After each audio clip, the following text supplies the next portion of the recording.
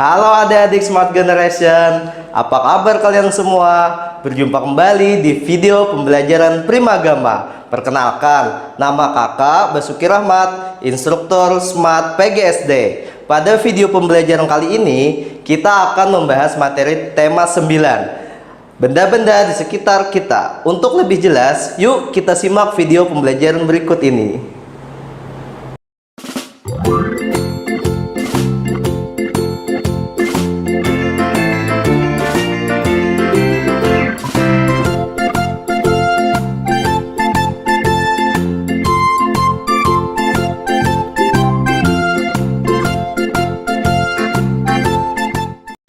Assalamualaikum warahmatullahi wabarakatuh.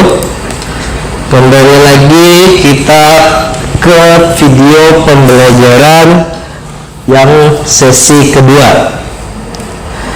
Oke, tadi sudah kita bahas bersama-sama pada sesi pertama, yaitu subtema 1 pembelajaran 4. Nah, sekarang kakak akan menjelaskan pembelajaran 5 dan 6, masih di subtema 1 ya adik-adik. Nah, yang mana insya Allah minggu depan kita akan membahas subtema 2 dari tema 9, benda-benda di sekitar kita. Oke, kita mulai pembelajaran kita pada sesi kedua kali ini. Nah, suatu hari keluarga Lani berkeliling kota dengan mengendarai mobil. Saat lampu lalu lintas berwarna merah, mobil yang dikendarai ayah Lani berhenti. Tiba-tiba ada seseorang yang mengetuk kaca mobil. Orang itu menyodorkan selembar kertas. Ternyata kertas itu berisi iklan. Berikut ini selebaran iklan yang diterima oleh ayah Lani. Nah, iklannya mengenai toko Mas Subur, jual beli perhiasan logam mulia, Jalan Mulia Selatan nomor 56 Jakarta. Di sana ada nomor teleponnya.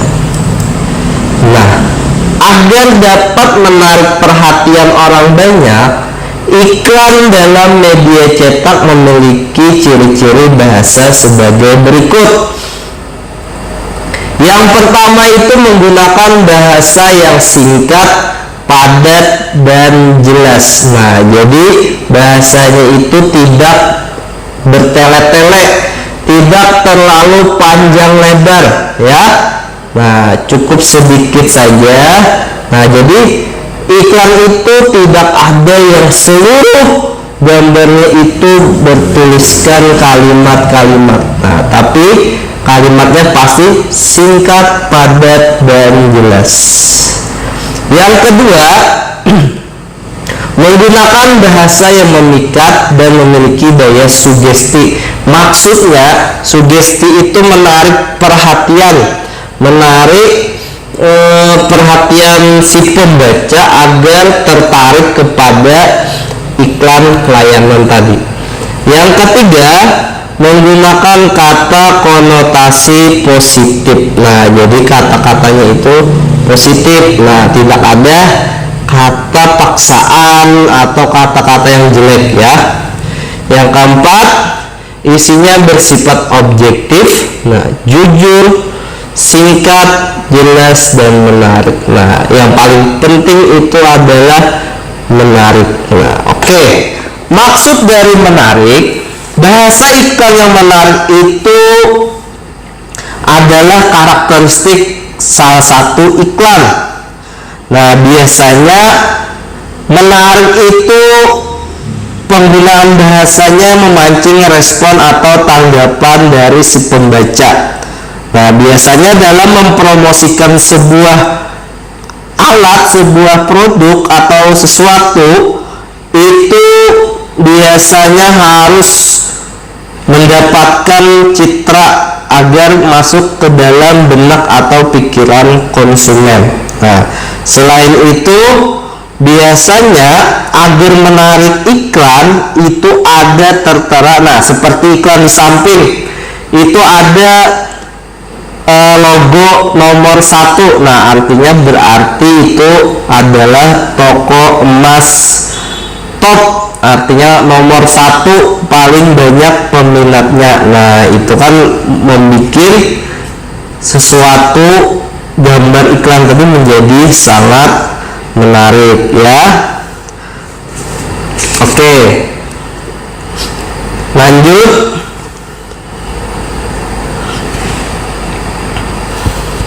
Di dalam iklan, contoh iklan yang sudah tertera pada depan layar kalian itu termasuk iklan media cetak. Nah, asal kalian tahu, iklan itu ada dua ya adik-adik. Ada iklan media cetak sama iklan media elektronik. Tujuannya sama-sama agar masyarakat itu mau membeli produk. Nah, jadi tujuan iklan media cetak atau elektronik itu memiliki tujuan yang sama, yaitu agar masyarakat mau membeli produk tersebut. Tetapi penyampaiannya itu yang berbeda. Biasanya iklan media cetak itu penyebarannya dilakukan melalui media cetak atau biasanya dicetak ya. Contohnya itu poster, spanduk, baliho, reklame, iklan baris di koran, nah flyer atau selebaran. Sedangkan iklan elektronik itu penyebarannya melalui media elektronik. Contohnya seperti iklan di TV, iklan di radio, dan iklan di internet ya. Terus lagi, iklan di internet itu terbagi beberapa jenis. Ada iklan banner, baris, streaming, dan lain-lain. Nah, kalau kalian sering membuka channel YouTube, nah biasanya kan timbul nih iklan-iklan produk ya. Nah, itu merupakan iklan media elektronik. Nah, di sini ada beberapa perbedaan dari iklan media elektronik sama media cetak. Nah, kalau elektronik itu kita hanya bisa melihat itu sekilas, setelah habis kita tidak bisa lagi mengulangnya kembali. Tetapi kalau iklan media cetak, kita mendapat brosur nih, kita baca, sudah selesai, kita bisa membacanya berulang-ulang kali dan kapan saja, di mana saja, ya enggak? Kalau iklan media itu kan misalnya kita nonton TV, iklan, nah setelah sampai di ujung kita bisa nggak memutar kembali ke awal? Nggak bisa. Tetapi kalau iklan media cetak kita baca nih, habis kita bisa mengulangnya kembali. Nah, itu kelebihan dari iklan media cetak. Nah, kalau kelebihan media elektronik itu menggunakan dua alat indera kita, yaitu penglihatan sama pendengaran, ya enggak? Sedangkan iklan media cetak cuma menggunakan indera penglihatan. Nah, terus lagi kelebihan iklan media elektronik itu biasanya gambarnya bergerak ya. Nah, terus menggunakan suara, ya enggak? Lebih menarik itu.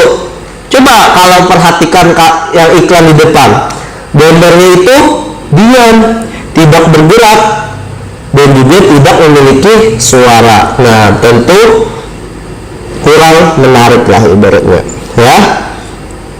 Nah, oke. Lanjut. Nah, itu tadi sedikit penjelasan dari kakak tentang perbedaan iklan media elektronik dan iklan media cetak ya.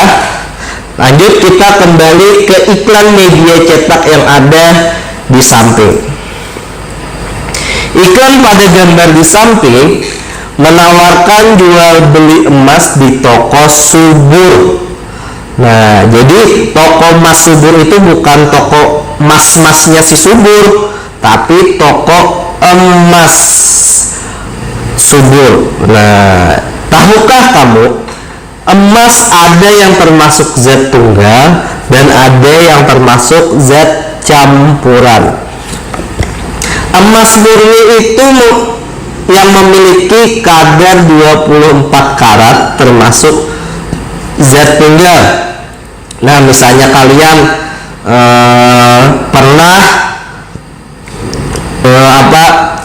menemani mama atau tante atau orang tua kalian pergi ke pasar mau membeli emas. Biasanya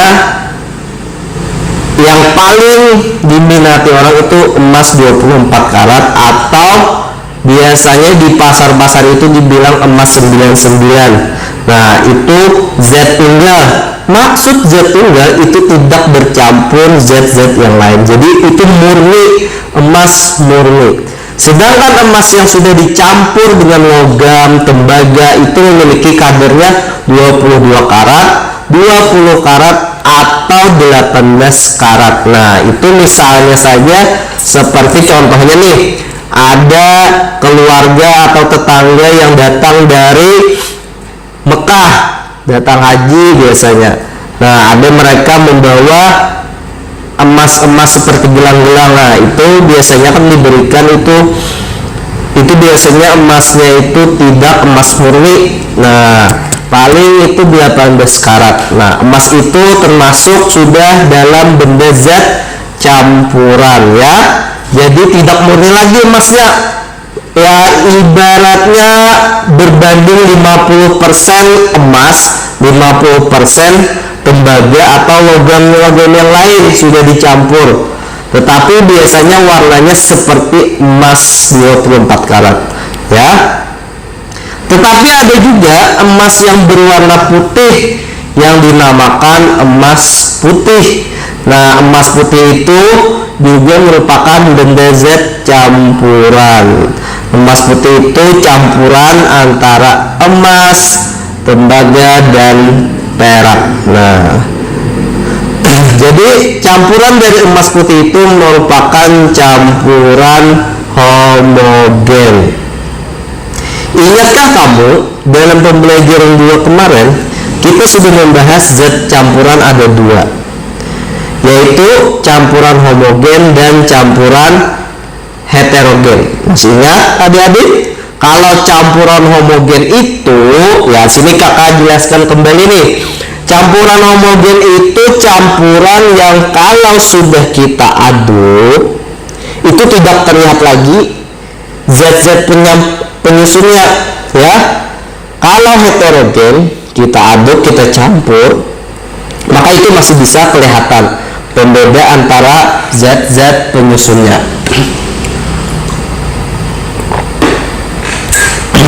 Mari kita mengidentifikasi sifat campuran pada zat. Oke, kita berarti dulu ya, mengingat-ingat kembali yang mana sih campuran homogen atau heterogen. Nah, mengidentifikasi sifat campuran. Sebelumnya kita telah mempelajari tentang zat tunggal dan zat campuran. Kita juga berlatih untuk membedakannya. Sekarang kita akan berlatih mengidentifikasi zat campuran. Ikuti langkah kerjanya dengan baik dan hati-hati. Oke. Nah, di sini kakak akan mencontreng. Yang pertama, air ditambah gula. Nah, jadi di sini kakak mengajak adik-adik di rumah agar berpikir secara tingkat tinggi ya, high order thinking skill lah, HOTS, kita berpikir tingkat tinggi. Kira-kira air ditambah gula kita aduk, apakah tercampur sempurna atau tidak tercampur sempurna? Oke, jawabannya adalah air ini apa ini? Tuh, ini air tercampur sempurna. Yang kedua, ayo bayangkan adik-adik yang di rumah, air sama minyak goreng ya, atau membayangkan membayangkan minyak bensin bisa juga, yang penting minyak. Air sama minyak tercampur sempurna atau tidak sempurna ya? Jawabannya adalah tidak tercampur sempurna. Oke, mantap. Karena air sama minyak itu tidak dapat digabung ya adik-adik. Yang ketiga, air sama pasir. Pasir yang ada di halaman rumah misalnya lah. Air sama pasir kalau kita aduk-aduk, ini misalnya air, kasih pasir, aduk-aduk, masih kelihatan nggak pasirnya di air tersebut? Kalau masih kelihatan, berarti tidak tercampur sempurna. Oke, yang keempat, air ditambah pewarna makanan tercampur sempurna atau tidak tercampur sempurna ya? Ya, apa adik-adik? Ya, tercampur sempurna. Oke, mantap. Sudah sejauh ini jawaban kalian sudah betul. Nah, yang kelima, ini lebih tinggi lagi, kalian harus berpikir. Minyak dengan pasir. Ayo pikirkan. Minyak di dalam gelas itu ada minyak, bukan air ya, tapi bayangkan di dalam gelas itu minyak. Ditambahkan pasir. Kira-kira kalau diaduk-aduk-aduk tercampur atau enggak ya? Ternyata tidak tercampur sempurna. Oke, yang keenam, minyak dan pewarna makanan. Nah, pewarna makanan dengan minyak kira-kira tercampur atau tidak sih? Ayo.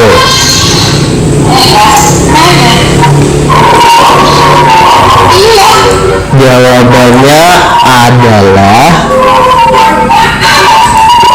tercampur sempurna atau tidak ya? Pasti kalian penasaran jawabannya apa?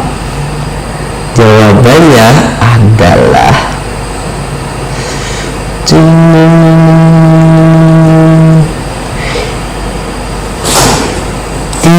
tercampur sempurna ya. Kenapa tidak tercampur sempurna? Karena pewarna makanan itu masih berbentuk dalam cairan kayak seperti air. Tadi kan kakak sudah jelaskan bahwa air sama minyak itu tidak akan dapat menyatu. Oke, lanjut soal yang terakhir. Minyak sama gula tercampur sempurna atau tidak ya? Minyak sama gula. Jawabannya adalah minyak sama gula tercampur sempurna atau tidak? Minyak sama gula. Nih, misalnya satu gelas ada minyak sama gula, tercampur sempurna atau tidak? Jawabannya adalah tercampur atau tidak sih? Ayo, ini berpikir tingkat tinggi nih. Tercampur sempurna.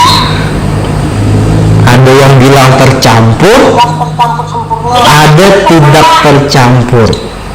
Tidak tercampur sempurna. Tidak tercampur. Sempurna. Karena oke. Jawabannya adalah Tercampur sempurna. Tidak tercampur sempurna. tercampur sempurna, karena gula akan larut dengan minyak saat kita aduk. Ya, nah jadi situ kakak rasa kalian sudah bisa mengidentifikasi sifat dari campuran dengan baik dan hati-hati ya. Oke, lanjut.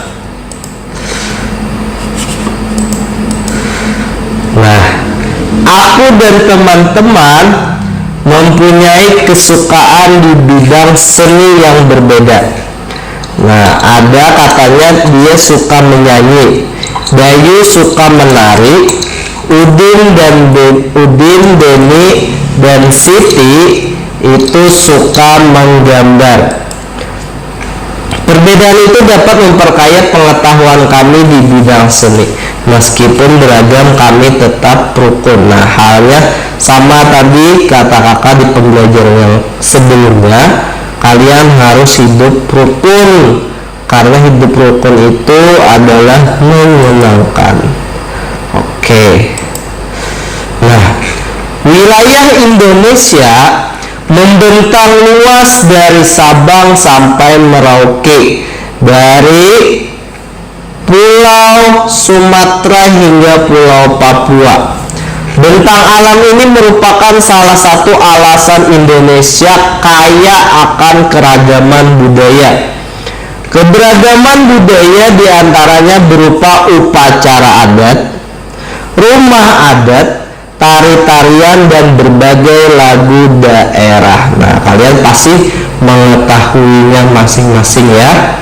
Nah, misalnya kita dari Kalimantan Selatan, upacara adatnya biasanya ada mandi-mandi, ada Ba'ayun Maulid. Nah, kalau rumah adatnya rumah adat Banjar Bubulan Tinggi. Tari-tariannya ada tari baksa kembang, tari japin. Nah, kalau lagu daerahnya pasti kalian semua tahu, yaitu ampar pisang, sapu tangan, babuncu ampat, dan masih banyak lagi yang lainnya. Hampir setiap daerah memiliki kebudayaan masing-masing. Banyaknya perbedaan kebudayaan dalam suku bangsa bisa menjadi sumber terjadinya konflik antara suku-suku bangsa dan golongan. Nah, jadi karena ada perbedaan budaya itu ternyata bisa sebagai sumber terjadinya konflik, peperangan, perpecahan antar suku bangsa. Nah, namun itu kita karena adanya perbedaan keberagaman tadi tidak boleh membuat bangsa Indonesia terpecah belah. Terbukti sampai saat ini dari zaman nenek moyang kita, bangsa Indonesia itu tetap rukun dan bersatu. Karena apa? Karena Bhinneka Tunggal Ika-nya itu semboyan bangsa kita yang mengungkapkan persatuan dan kesatuan yang berasal dari keberagaman.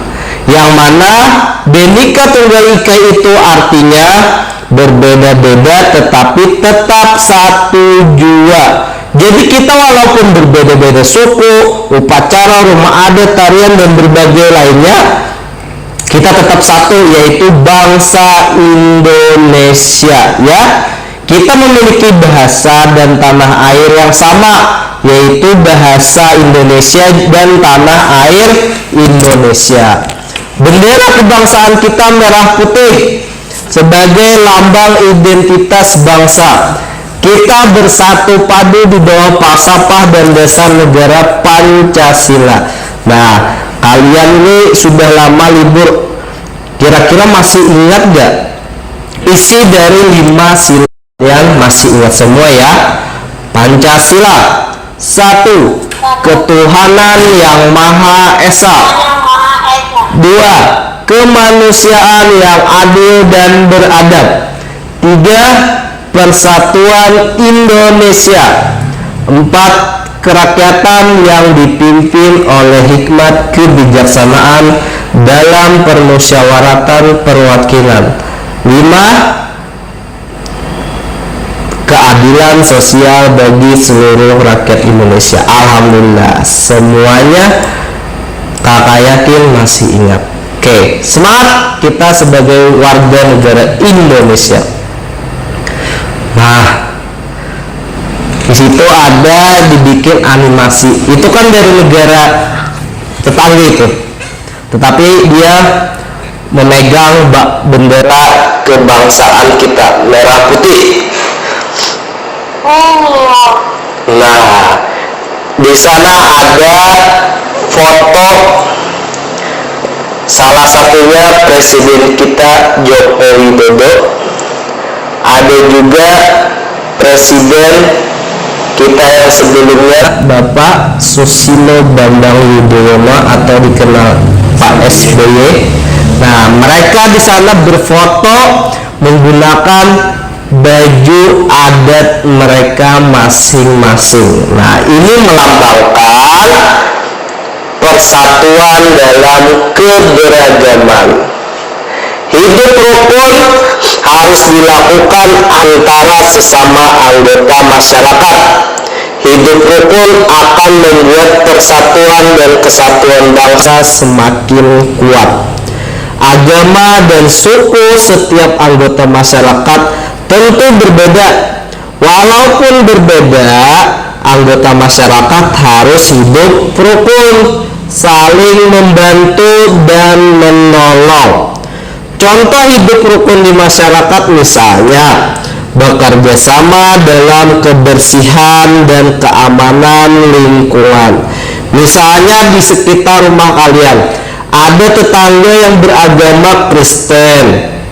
Nah, walaupun mereka itu beragama Kristen, kita harus tetap saling tolong-menolong. Misalnya dalam kebersihan lingkungan rumah, lingkungan masyarakat, gotong royong. Apalagi di musim-musim pandemi corona ini, kita harus menjaga kebersihan lingkungan rumah, tetap hidup bersih. Nah, agar bakteri dan virus dapat hilang dari permukaan bumi kita tercinta ini. Nah, walaupun berbeda agama ataupun suku, kita harus tetap hidup rukun. Kenapa? Hidup itu kalau rukun, hidup menjadi lebih baik dan nyaman.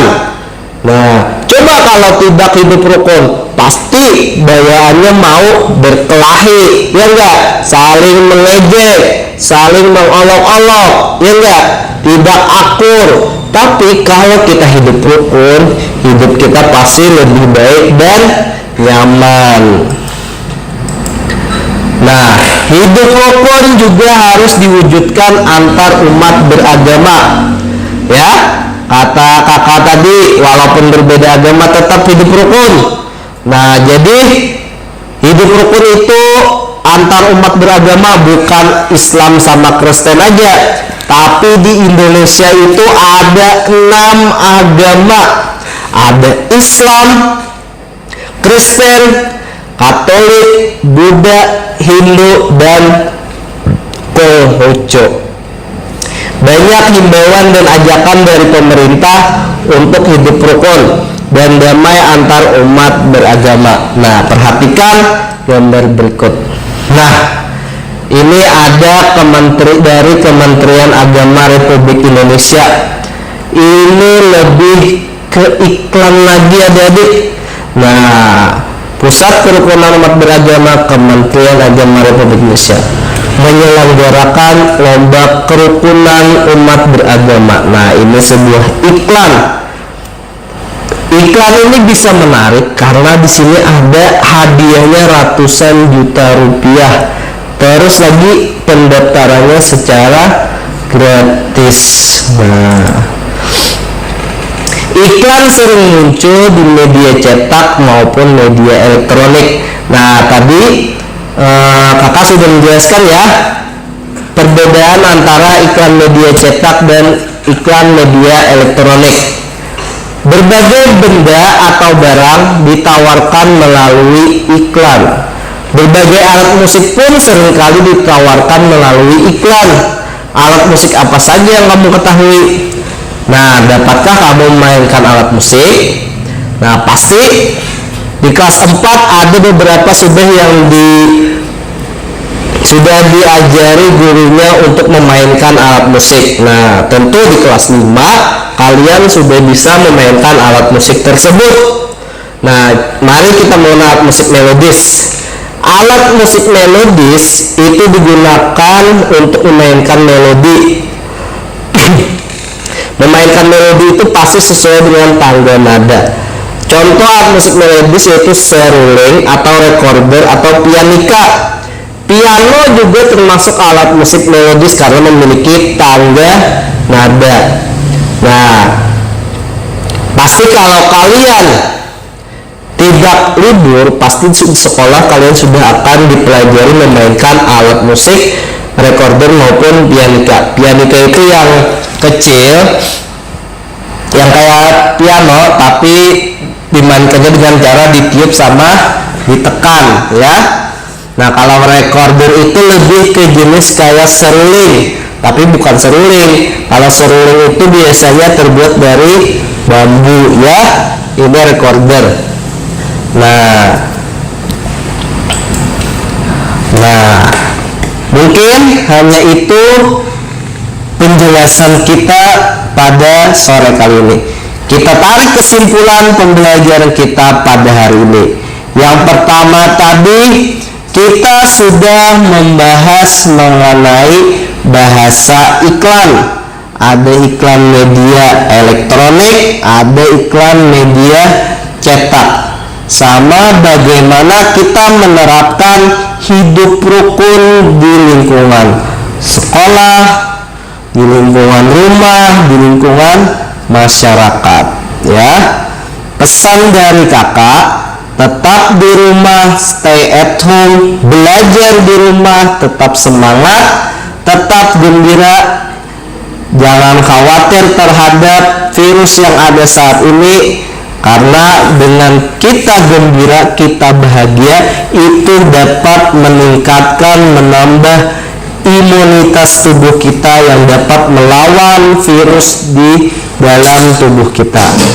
Mungkin sekian dari kakak. Di rumah aja, tetap semangat belajar di rumah. Wassalamualaikum warahmatullahi wabarakatuh. Oke, sekian pembelajaran kita pada kali ini. Nantikan video pembelajaran berikutnya di channel berikut ini. Jangan lupa like, comment, and subscribe, dan nyalakan loncengnya. Sampai jumpa.